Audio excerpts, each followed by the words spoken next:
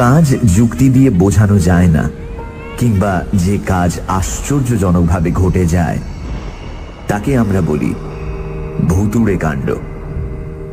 আবার ভূতেরা নিজে যে কাজ করে তাকে তো ভুতুড়ে কাণ্ড বলেই। আমাদের পরিবারে এমনই এক ভুতুড়ে কাণ্ড ঘটেছিল। পরীক্ষা দিয়ে মামার বাড়ি বেড়াতে গেছি। দিদিমা আর মামাদের আদরের সঙ্গে প্রচুর আম জাম জামরুল খাচ্ছি, তোফা আনন্দে সময় কাটাচ্ছি। 3 মামা। বড় মামা রেল অফিসে কাজ করতেন, বউ ছেলে মেয়ে নিয়ে শহরের বাসা বাড়িতে থাকতেন, মাসে একবার বাড়িতে আসতেন। তিনি মেজ মামাকে তারই অফিসে চাকরি করে দেওয়ার কথা বলেছিলেন, কিন্তু মেজ মামা রাজি নন। ছেলেবেলা থেকে মেজ মামা একটু আলাদা ধরনের, সব ব্যাপারেই বেপরোয়া। তিনি বলেছিলেন, চাকরি বাকরি আমার ধাতে পোষাবে না, আমি স্বাধীন ব্যবসা করব। তা মেজ মামা স্বাধীন ব্যবসাই শুরু করেছিলেন। 5 মাইল দূরের মাছের ভেড়ি থেকে মাছ কিনে গঞ্জের হাটের ব্যাপারীদের কাছে সেই মাছ বিক্রি করা। পরিশ্রমের কাজ, কিন্তু ভালো টাকাই হাতে থাকতো। ছোট মামা কিছু করত না। মামাদের চাষবাসের জমি দেখতো আর অবসর সময় জাল দিয়ে পাখি ধরত, কাঠি দিয়ে খাঁচায় তৈরি করত আর তাতে পাখিগুলোকে রাখত। তবে বেশি দিন নয়, হঠাৎ একদিন খাঁচার দরজা খুলে সেই পাখিগুলোকে উড়িয়ে দিত। 1 নম্বরের খেয়ালি লোক। আমাদের গল্প অবশ্য মেজ মামাকে নিয়ে। গল্পই বা বলি কেন, একেবারে আমার চোখে দেখা ঘটনা। মেজ মামা খুব ভোরে উঠে সাইকেলে রওনা হয়ে যেতেন, খুব ভোরে। তখন ভালো করে আলোও ফুটত না। রাস্তাটা অনেকটা পাকা নয়, মানুষের পায়ে পায়ে চলা সরু একটু রেখা। বেশ কিছুটা যাবার পর ইউনিয়ন বোর্ডের পাকা রাস্তা। একদিন ভোরবেলায় আকাশ মেঘাচ্ছন্ন, থেকে থেকে বিদ্যুতের ঝিলিকার মেঘের গর্জন। বোঝা যাচ্ছে একটু পরেই ঝড় জল শুরু হয়ে যাবে। মেঘের ডাকে আমিও ভোর ভোর উঠে পড়েছি। উঠে মেজ মামার যাওয়ার তোড়জোড় দেখছি। দিদিমা বললেন, ওরে, এই আবহাওয়ায় আজ না হয় নাই বেরোলি। আকাশের অবস্থা ভালো নয় যে, এখনই ঝড় তুফান উঠছে। ঝড়কে দিদিমা তুফান বলতেন। মেজ মামা হাসলেন, তাহলে তো বর্ষাকালে বাড়ির বাইরেই যাওয়া যাবে না। আমার কাছে বর্ষাতি আছে, কোনো অসুবিধা হবে না। মেজ মামা যখন বের হলেন তখন ফোঁটা ফোঁটা বৃষ্টি আরম্ভ হয়েছে।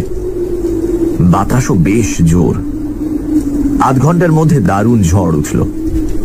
চারদিক অন্ধকার, বাজির শব্দে কান পাতা দেয়, সেই সঙ্গে তুমুল বর্ষণ।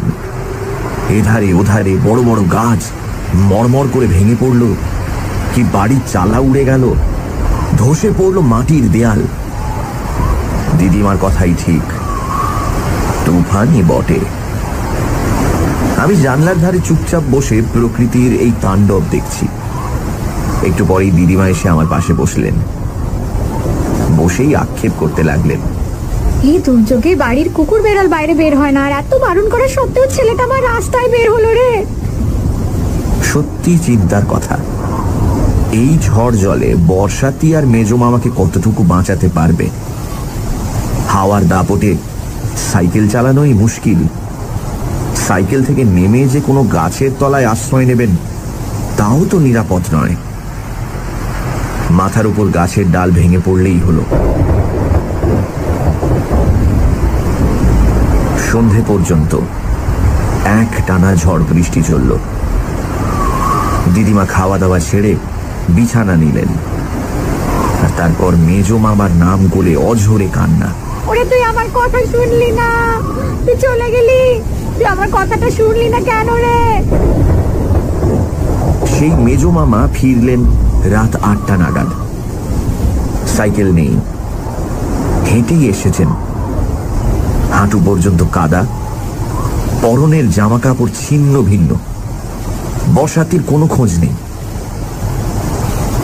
দিদিমা মেজ মামাকে চাপটে ধরলেন, কিছুতেই ছাড়বেন না। শুধু কি জাপটে ধরা, ভেউ ভেউ করে কান্না। আয় বাবা, কোথায় ছিলে এতক্ষণ? মেজো মামা বিরক্ত হয়ে বললেন, সরো, আরে জাপটা জাপটি আমার ভালো লাগে না। মা করছো কি? আরে আমি মরছি নিজের জ্বালায়। আমি জিজ্ঞাসা করলাম, মেজো মামা তোমার সাইকেল? বটগাছ চাপা পড়ে খণ্ড বিখণ্ড হয়ে গেছে। বটগাছ চাপা? হ্যাঁ, ওই কাঞ্চনতলার কাছে দারুণ ঝড় উঠল, বটগাছের ডাল মড়মড় করে ভেঙে পড়লো আমার উপর, সাইকেল ভেঙে চুরমার, আমি ছিটকে পড়লাম মাটির উপর।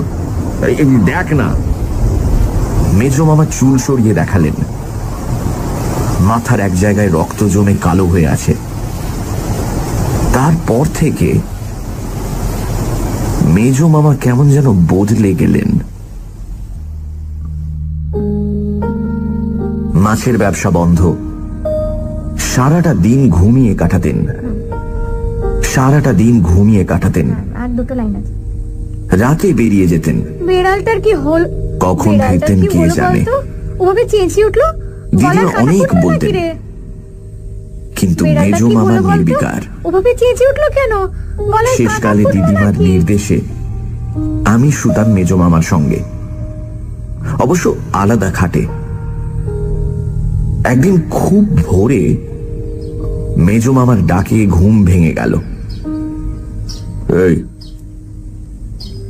এই ওঠ, এই ওঠ, এক কাপ চা খাওয়াতে পারবি? এই। ঘরের কোণে স্টোভ ছিল, তাকের ওপর চা, চিনি, কাপডিশ। আগে আগে ভোরে বের হবার সময় মেজো মামা নিজেই চা করে খেতেন। ঘুম জড়ানো গলায় বললাম, তুমি নিজে করে খাও না।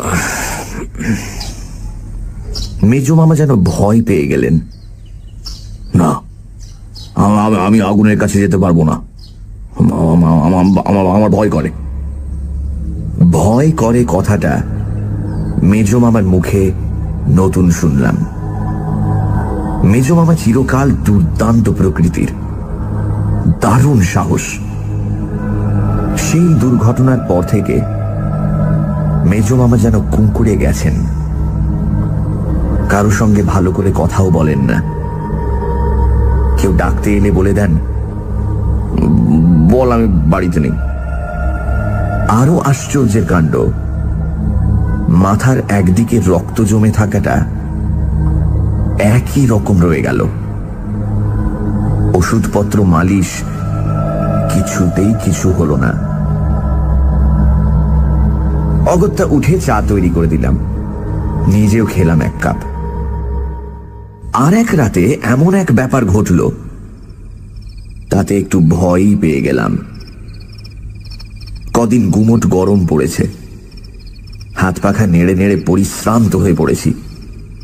কিছুতেই ঘুম আসছে না, বিছানায় এপাশ ওপাশ করছি। বহু কষ্টে যাও বা একটু ঘুম এলো, সেটা পেঁচার কর্কশ আওয়াজে ভেঙে গেল। ভয় পেয়ে উঠে বসলাম। জানলা দিয়ে ঘরের মধ্যে চাঁদের আলো এসে পড়েছে, কোথাও একটুও অন্ধকার নেই।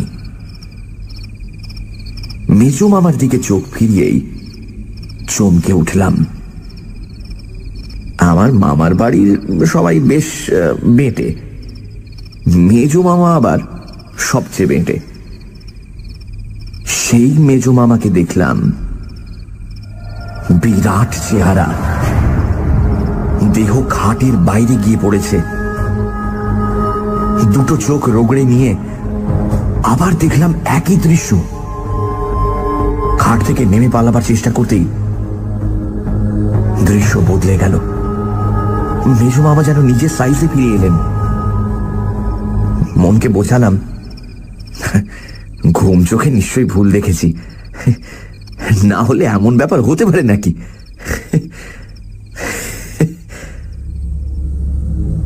এ কথা কাউকে কোনোদিন বলিনি, জানি কেউ বিশ্বাস করবে না। কিন্তু এরপর যা ঘটল তাতে আমি রীতিমতো ঘাবড়ে গেলাম। রাতে হঠাৎ ঘুম ভেঙে দেখি মেজো মামা বিছানায় নেই। ভাবলাম প্রাকৃতিক প্রয়োজনে বাইরে গেছেন, এখনই ফিরবেন। কিন্তু অনেকক্ষণ কেটে গেল, মেজো মামা ফিরলেন না। উঠে পড়লাম। জানলা দিয়ে বাইরে চোখ ফিরিয়েই বুকের রক্ত হিম হয়ে গেল। মেজো মামা রোয়াকে বসে আছেন, জানলার দিকে পেছন ফিরে। একটু দূরে গোটা কয়েক গাছ পার হয়ে একটা জাম গাছে ছোট মামা জাল পেতে রেখেছে পাখি ধরবার জন্য। জালের এক জায়গায় ফুটো ছিল, ছোট মামা বোধহয় লক্ষ্যই করেনি। সেই ফুটো দিয়ে আটকে থাকা পাখিগুলো ফুরুত ফুরুত করে বেরিয়ে যাচ্ছে। মেজো মামা বসে বসেই হাত বাড়ালেন। কি বিরাট হাত! রোয়াক থেকে জাম গাছটার দূরত্ব কমপক্ষে 30 গজ তো হবেই। হাতটা সোজা গাছের উপর চলে গেল, যেখানে জালের ফুটো সেখানে। মেজো মামা আঙুল দিয়ে জালে গিট বেঁধে দিলেন। পাখিদের পালানো বন্ধ হলো। আমি বুকের ওপর হাত চেপেও দুপ দুপ শব্দ বন্ধ করতে পারলাম না।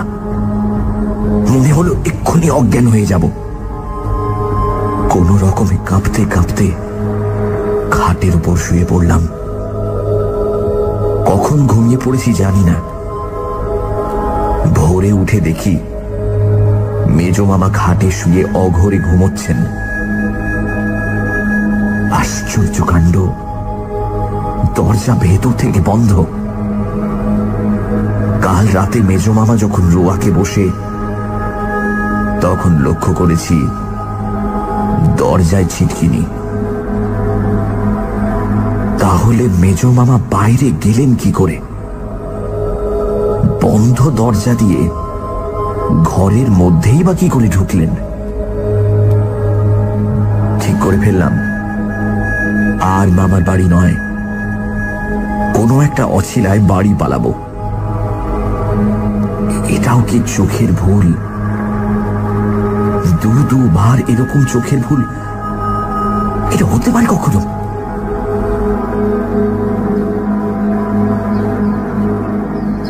দুপুরবেলা কিন্তু মত বদলে গেল। ছোট মামা জালে আটকানো পাখিগুলো নিয়ে খাঁচায় পড়ছিল। আমি তাই বসে বসে দেখছিলাম। মেজো মামাও বসেছিলেন। বেশিরভাগই ওই মুনিয়া আর টুনটুনি পাখি।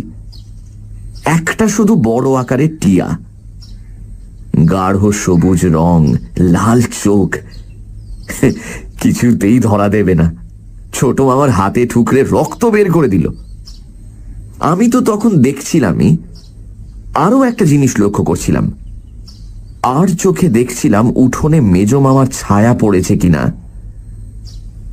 আর তার পায়ের আঙুলগুলো উল্টো দিকে কিনা।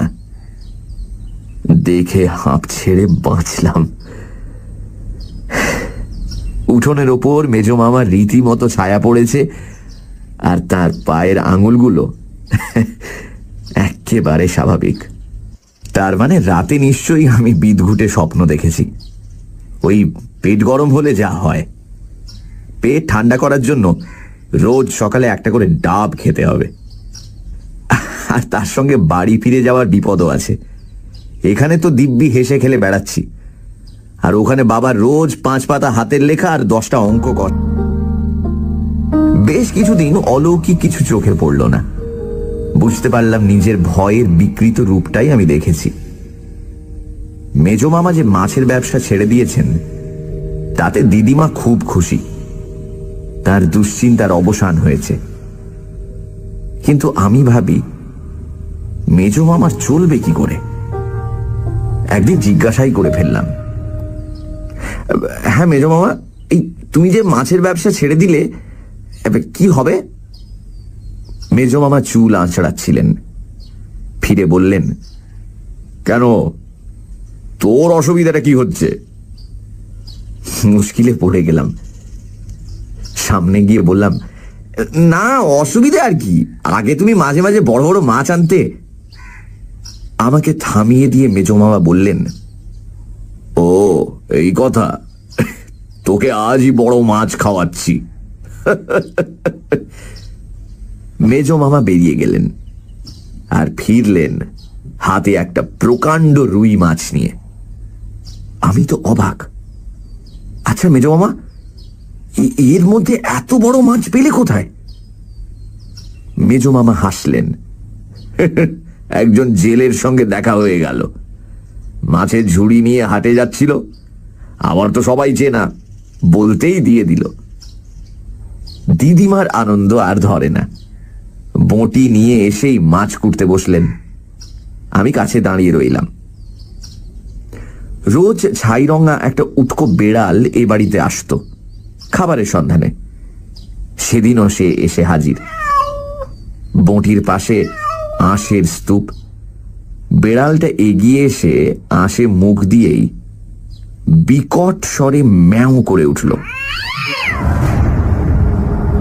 অস্বাভাবিক স্বর,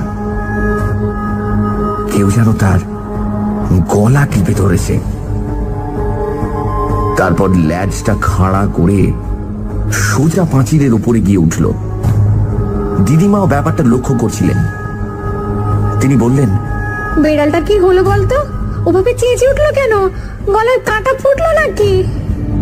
কিন্তু আমি স্পষ্ট দেখেছি বেড়ালটা একটা আঁশও মুখে তোলেনি। খাওয়া তো দূরের কথা, কেবল শুঁকেই ওই রকম চিৎকার করে উঠল। গোটা ব্যাপারটা কেমন যেন অদ্ভুত মনে হয়েছিল। এমনকি দিদিমা যখন একটা কলা পাতায় বড় মাছের টুকরো ভেঙে আমায় খেতে ডাকলেন, তখন একটু ইতস্ততই করেছিলাম। তারপর মনে সাহস এনে মাছের টুকরো মুখে দিয়ে আশ্বস্ত হয়েছিলাম, না, কোনো গোলমেলে ব্যাপার নেই, দিব্যি সুস্বাদু মাছ। কত অল্পেতে আমরা ভয় পেয়ে যাই। বেড়ালটার ওভাবে চিৎকার করে ওঠার হাজার কারণ থাকতে পারে, তবে সেদিন থেকে বেড়ালটাকে আর ধারে কাছে দেখতে পেলাম না। বোধহয় অন্য কোনো বাড়িতে আস্তানা গেড়েছে। এতদিন কথাটা দিদিমা কিংবা ছোট মামাকে বলিনি, কারণ প্রথমত সব ব্যাপারটা নিজেই ঠিক বিশ্বাস করে উঠতে পারিনি। হয়তো আমারই চোখের ভুল, কিংবা ভয়ের ছায়াটা রূপ ধরে আমার সামনে এসে দাঁড়িয়েছিল।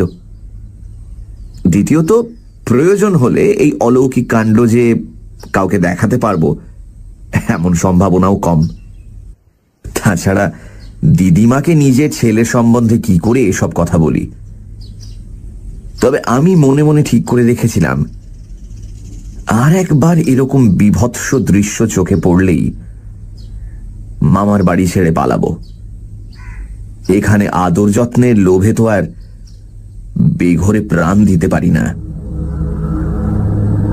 তারপর বেশ কিছুদিন সব স্বাভাবিক, কোথাও কোনো গোলমাল হলো না।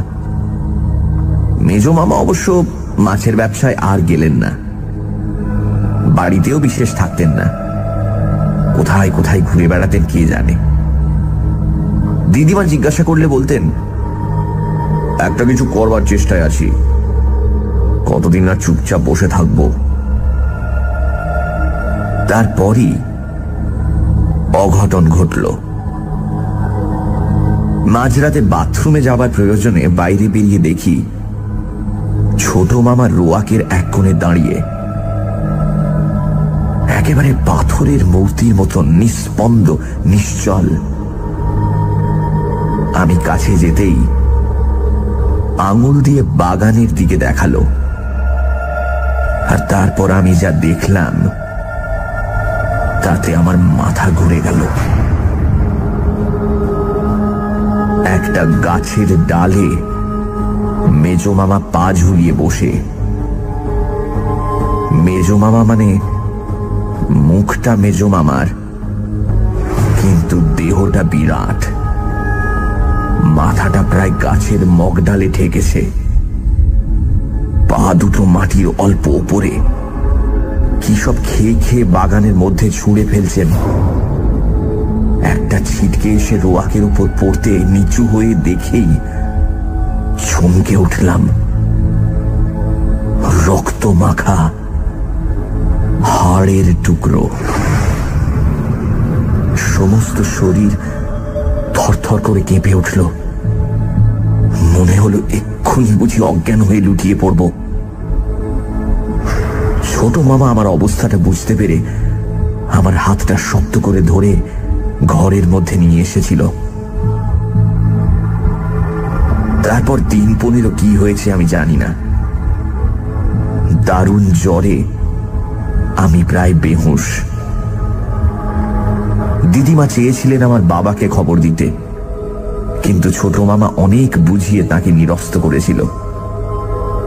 ছোট মামা বলেছিল, শুধু ভয় পেয়েই আমার এই জ্বর। ডাক্তারেরও তাই মত। এর মধ্যে বাবাকে টেনে নিয়ে এলে আসল ব্যাপারটা তাকে জানাতে হবে। স্বাভাবিকভাবেই কথাটা বাবা বিশ্বাস করবেন এটা আশা করা যায় না। অথচ তার পরের দিন সকালে দিদিমার পোষা ছাগলটা নিখোঁজ। খুঁজতে খুঁজতে বাগানের মধ্যে তার ছিন্ন মুন্ডটা পাওয়া গিয়েছিল। চারদিকে রক্ত মাখা যেসব হাড়ের টুকরো পাওয়া গেল, সেগুলো যে ছাগলেরই হাড় সে বিষয়ে কোনো সন্দেহ নেই। কিন্তু এমন কথা কি বিশ্বাস করবে, বিশেষ করে শহরের লোক? মেজ মামা নাকি আশ্চর্যভাবে শান্ত হয়ে গিয়েছিলেন। হাঁটুর উপর মাথাটা রেখে চুপচাপ বসে থাকতেন ঘরের মধ্যে।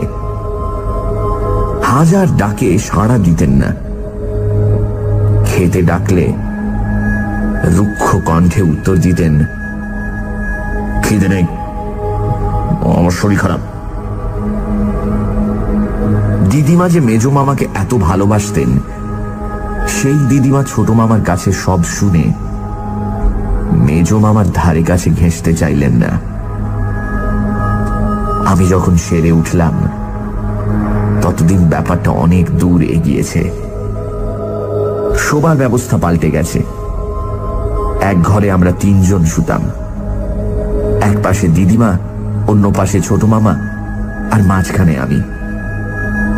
সারা রাত ঘরে আলো জ্বলত। ছোট মামা দরজায় ভেতর থেকে ডবল তালা লাগিয়ে দিত। আমরা সবাই জানতাম অলৌকিক শক্তির পক্ষে এ তালা কোনো বাধাই নয়, কিন্তু তবু বারণ করতে পারিনি। ছোট মামা আর আমি ওই দৃশ্য দেখার পর আমি আগে যা দেখেছি সমস্তটা দিদিমা আর ছোট মামাকে বলেছি। ছোট মামা বলল, কথাটা আগেই তোমার বলে দেওয়া উচিত ছিল, তাহলে আরো আগে ব্যবস্থা নিতে পারতাম। কি ব্যবস্থা নেওয়া হবে তাও ছোট মামা বলল, পুর এখান থেকে 2.5 মাইল। সেখানকার ভৈরব রোজা খুবই বিখ্যাত। তার খড়মের আওয়াজে ভূত প্রেত নাকি থরথর করে কাঁপে। তাকে পাওয়া একটু মুশকিল। লোকের ডাকে প্রায় ভিনগাঁয়ে চলে যায়, আর দক্ষিণাও 1 মুঠো টাকা। দিদিমাকে ছোট মামা অনেক কষ্টে রাজি করালো। দিদিমা সব বুঝেও একটু ইতস্তত করলেন। হাজার হোক ছেলে তো। ছোট মামা বোঝালো, বেশ তো, ভৈরব রোজা এলেই সব বোঝা যাবে। খুব ভোরে ছোট মামা বেরিয়ে পড়ল। বদনপুরে ভৈরবকে যদি না পাওয়া যায় তাহলে অন্য গাঁ থেকে তাকে ধরে আনতে হবে। ছোট মামা যখন বের হয় তখন মেজ মামা বাড়ি ছিলেন না। আধ ঘন্টা পরে কোথা থেকে ফিরে এলেন। চেহারা দেখে মনে হলো অনেক দূর থেকে যেন ছুটতে ছুটতে আসছেন। হাঁটু পর্যন্ত কাদা, সারা দেহ ঘামে ভিজে গেছে। তাড়াতাড়ি আসতে গিয়ে ফতুয়াটা গাছের ডালে লেগে ছিঁড়ে গেছে। দিদিমা রোয়াকে বসে তরকারি কুটছিলেন, আর আমি পাশে বসেছিলাম। মেজো মামা সামনে এসে দাঁড়ালেন। ঠোঁটের দুপাশে ফেনা, লাল চোখ পাকিয়ে দিদিমাকে জিজ্ঞাসা করলেন, ছোনে কোথায় গেছে? ছোনে ছোট মামার ডাকনাম। আমার বুকের দুপদাপ শব্দ আমি স্পষ্ট শুনতে পেলাম। ভয় হলো অবশ হয়ে বটির উপর না পড়ে যাই। দিদিমা কাঁপা কাঁপা গলায় বললেন, ও নিজের কি একটা দরকারে বেরিয়েছে যে। নিজের দরকার না চাই। মেজো মামার দাঁত কিড়বিড় করে উত্তর দিলেন, ভয় তো নয়, সত্য। আচ্ছা ঠিক আছে। কথাগুলো বলেই মেজো মামা জোরে জোরে পা ফেলে বাড়ির চারপাশে ঘুরতে লাগলেন। দুটো হাত পিছনে, কেবল মাথা নাড়ছেন, থুতু ফেলছেন আর ঘুরছেন। ব্যাপার দেখে দিদিমা আর সাহস পেলেন না। আমার হাত ধরে ঘরের মধ্যে ঢুকে দরজায় খিল তুলে দিলেন। দিদিমার দিকে চেয়ে দেখি তার দু চোখ বেয়ে জল গড়িয়ে পড়ছে। তার মনের কষ্টটা বুঝতে পারলাম। যতক্ষণ মেজো মামা বাড়ি চারদিকে ঘুরতে লাগলেন, ততক্ষণ আমি আর দিদিমা ঘরের এক কোণে চুপচাপ বসে রইলাম। কিছুক্ষণ পরে মেজো মামাকে আর দেখা গেল না। দিদিমা উঠে জানলা দিয়ে দেখে যখন নিঃসন্দেহ হলেন যে মেজো মামা ধারে কাছে কোথাও নেই, তখন আমাকে খেতে দিলেন। নিজে কিচ্ছু খেলেন না। ছোট মামা এলে একসঙ্গে খাবেন। আমি খাবো কি? তখনও শরীর থরথর করে কাঁপছে। মনে হচ্ছে কিছু খেলেই বোধহয় বমি হয়ে যাবে। মনে মনে ঠিক করে ফেললাম, কোনো রকমে আজকের রাতটা কাটিয়ে কাল সকালেই বাড়ি রওনা হব। এখানে এভাবে ভয়ে কুঁকড়ে থাকলে খুব শিগগিরই শক্ত অসুখে পড়ে যাব হয়তো। ছোট মামা ফিরল বেলা 2:30 নাগাদ, সাইকেল রিকশায়, সঙ্গে ভৈরব রোজা।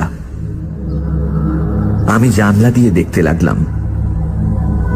ভৈরবের পরনে লাল টুকটুকে কাপড়, গায়ে কোনো জামা নেই, গলায় অনেকগুলো রুদ্রাক্ষের মালা, আর দুহাতে রুদ্রাক্ষের তাগা।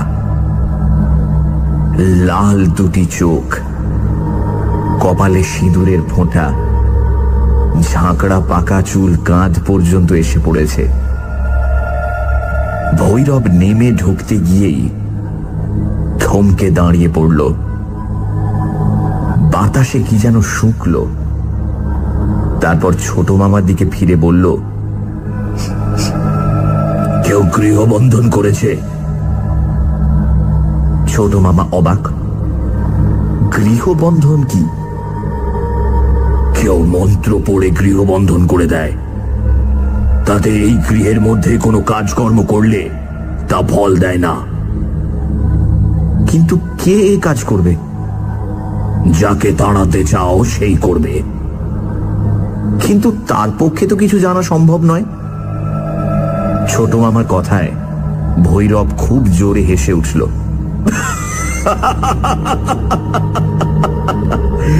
প্রেতাত্মার পক্ষে সবকিছু জানতে পারাই সম্ভব। মানুষের চেয়ে তারা অনেক বেশি শক্তির অধিকারী হয়। তাহলে উপায়? উপায় আছে বই কি। তুমি আগে সাইকেল রিক্সাকে তো বিদায় করো। ছোট মামা সাইকেল রিক্সার ভাড়া মিটিয়ে দিল। ভৈরব পাশে রাখা ঝোলা থেকে একটা মাটির সরা বের করল। তার উপর 4টে পাকা লঙ্কা, এক মুঠো সর্ষে, কতকগুলো কুশের ডগা রাখল। তারপর রাস্তার উপরই বসে পড়ে বিড়বিড় করে মন্ত্র পড়তে লাগলো।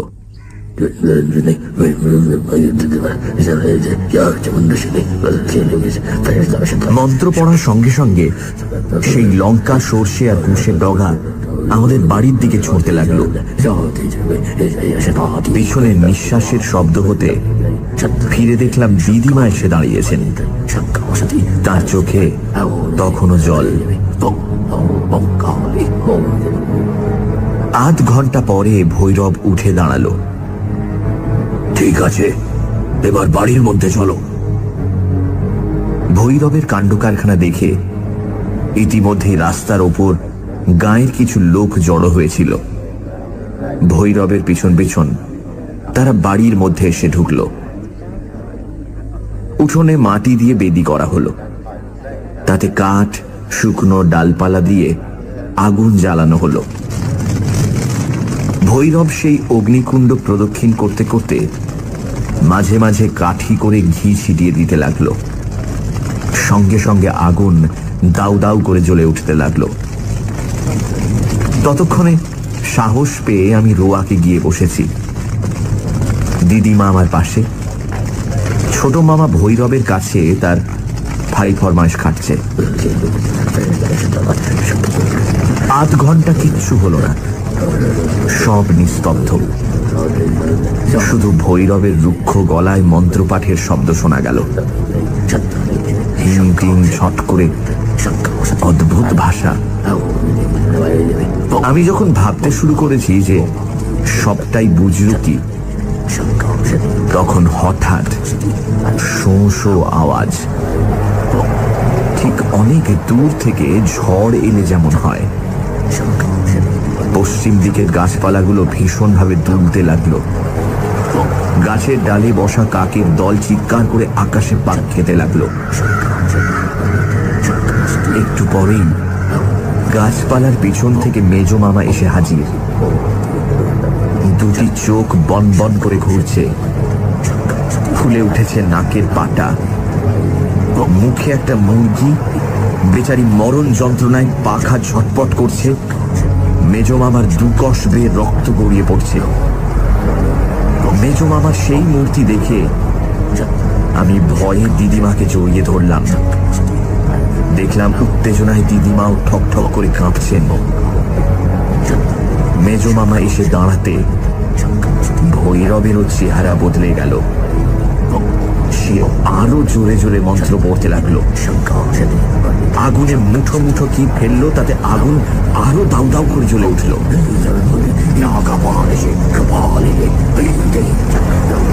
মেজো মামা এগোতে পারলেন না, গাব গাছের তলা পর্যন্ত এসে দাঁড়িয়ে পড়লেন।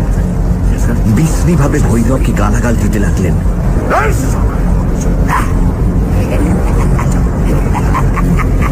আধ খাওয়া মুরগিটা ছুঁড়ে দিলেন তার দিকে। মুরগিটা এসে পড়ল আগুনের মধ্যে। ভৈরব চেঁচিয়ে উঠল, কে তুই? মেজো মামা আরো জোরে চিৎকার করে বললেন, আমি দয়াল বাড়ুজ্জে।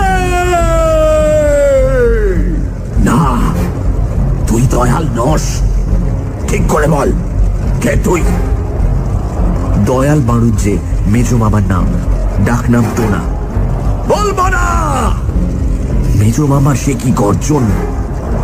ঠোঁটের দুপাশে ফেনা এসে জমল। বলবি না? আচ্ছা আচ্ছা, দেখি বলিস কিনা। ভৈরব পাশে পড়ে থাকা ঝাঁটাটা তুলে নিয়ে ঘটের উপর মারতে লাগলো। সঙ্গে সঙ্গে মেজো মামা আর্তনাদ করে উঠলেন। মনে হলো ঝাঁটার প্রত্যেকটি ঘা যেন তার দেহেই পড়ছে। বলছি বলছি, আর মারিসনি।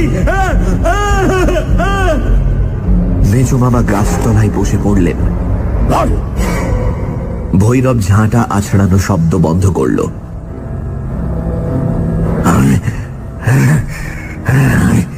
আমি মহিন্দার ডোম। ভৈরব দিদিমার দিকে চোখ ফেরালো। আপনি চেনেন এই মহিন্দার ডোমকে? দিদিমা একটু ভেবে নিয়ে বললেন,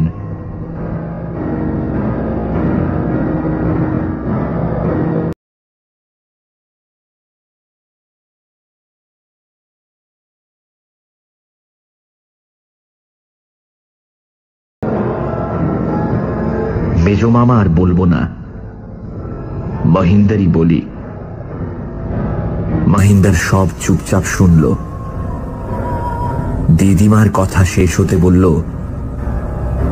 মা ঠাকুরুন ঠিক বলেছেন, শিবে আমার মাথায় লাঠি মেরেছিল। শিবে শিবে আমিও শোধ নিয়েছি। শিবের গোষ্ঠীর ঘাড় মোটকে পগারে ফেলে দিয়েছি। ওর বংশে বাতি দিতে আর কেউ নেই। তুই দয়ালের দেহে এলি কি করে? সেদিন খুব ঝড় জলের সময় দয়াল সাইকেলে চেপে বট গাছের তলা দিয়ে যাচ্ছিল। ওইটাই আমার আস্তানা।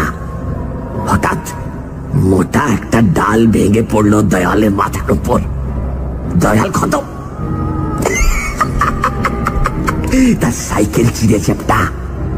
আমি দেখলাম এমন সুযোগ আর পাবো না। অমাবস্যায় বামুনের মরা, অনেক বছর দেহহীন হয়ে ঘুরে বেড়াচ্ছি। সুসর করে ঢুকে পড়লাম, সুসর করে। এই দেহ তোকে ছাড়তে হবে, ভৈরব বলল। মাথা খারাপ? আমি ছাড়বো না, আমি ছাড়বো না, আমি ছাড়বো না। তবে রে, আবার ঘটের উপর ঝাঁটার আছড়ানি। মাটির উপর গড়াগড়ি দিয়ে মহিন্দার যন্ত্রণায় কাতরাতে লাগলো। একটু পরে বলল, যাবো যাবো যাবো যাবো যাবো।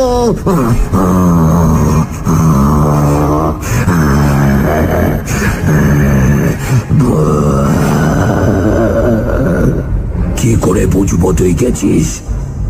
কি করতে হবে, কি করতে হবে বলো, কি করতে হবে, কি করতে হবে? ভৈরব এদিক ওদিক দেখল। উঠোনের এক পাশে মরচে ধরা একটা বর্গা পড়েছিল। সেই দিকে আঙুল দেখিয়ে ভৈরব বলল, ওটা দাঁতে করে তুলে নিয়ে যেতে হবে। আর একটা কথা, বলো। গা থেকে 50 মাইল দূরে চলে যেতে হবে।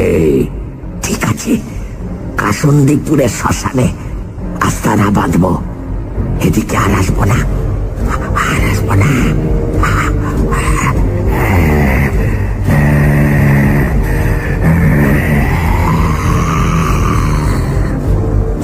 যা তবে যা। লোহার ভারী বর্গা, যেটা তুলতে অন্তত 4 জন লোকের দরকার, সেটা মহিন্দার অবলীলাক্রমে দাঁতে করে তুলে নিল। আবার সেই ঝোড়ো হাওয়া। গাছপালার মধ্যে দিয়ে বর্গা নক্ষত্র বেগে কোথায় অদৃশ্য হয়ে গেল। এদিকে নজর পড়তে দেখলাম মেজো মামার প্রাণহীন দেহটা গাব গাছ তলায় পড়ে আছে,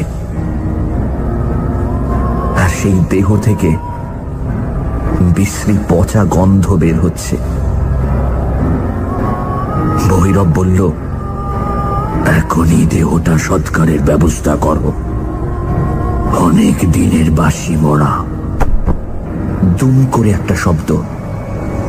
দিদিমা অজ্ঞান হয়ে রোয়াকের উপর ঢলে পড়লেন। এসব অনেক দিনের কথা।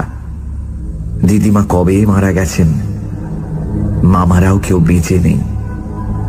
মামাতো ভাই বোনেরা কে কোথায় ছিটকে পড়েছে খবর রাখি না। আমারও বেশ বয়স হয়েছে। খুব ঝড় জল শুরু হলে ওইসব ঘটনা চোখের সামনে ভেসে ওঠে। মাঝে মাঝে মনে হয়, সত্যি কি এসব অবিশ্বাস্য ব্যাপার ঘটেছিল? কিন্তু চোখের সামনে দেখা সবকিছু অস্বীকারই বা করি কি করে?